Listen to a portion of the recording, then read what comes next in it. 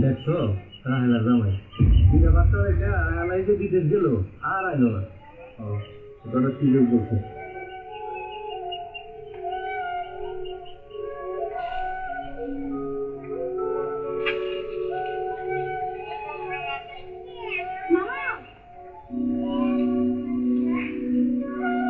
বাবা তুমি রানা ভাই তোমরা কেমন আছো? না না আমি বাবা রাহেলার কোনো খোঁজ পাইলে? কত ফোন দেই, ফোন তো বন্ধ, ফোনটা রাত খুললো না। বাবা রে কি আমার মায়েরা বাইতে নাই? আব্বা এ কথা ভুলেও করেন না, তাইলে আমার এই দুইটা মাসুম বাচ্চা সে কি হয়ে যায়? তুমি জানো বাপ, গ্রামের মানুষ আমার দেখলেই কয় আমার মায়ের নাকি নষ্টা, বিদেশে গিয়ে নাকি সে নতুন সংসার করছে।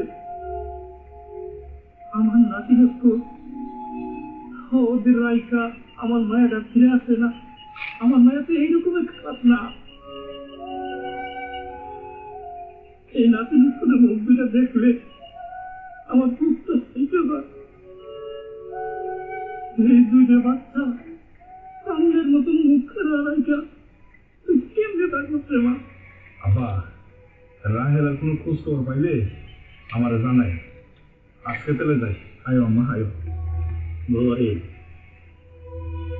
তুমি আজকে এইখানে থাইকা যাও, একটা রাত এই নাতির করবে নিয়ে আমি থাকতাম।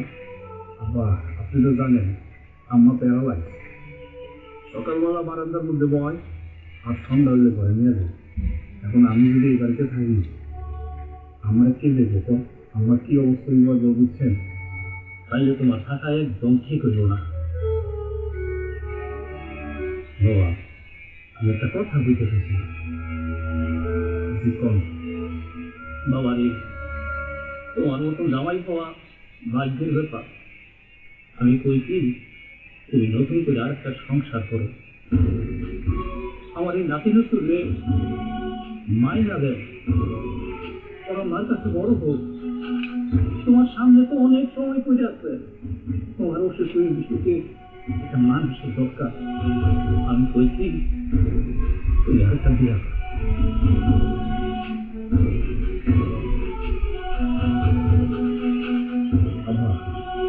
সবাই তো একই কথা কয়।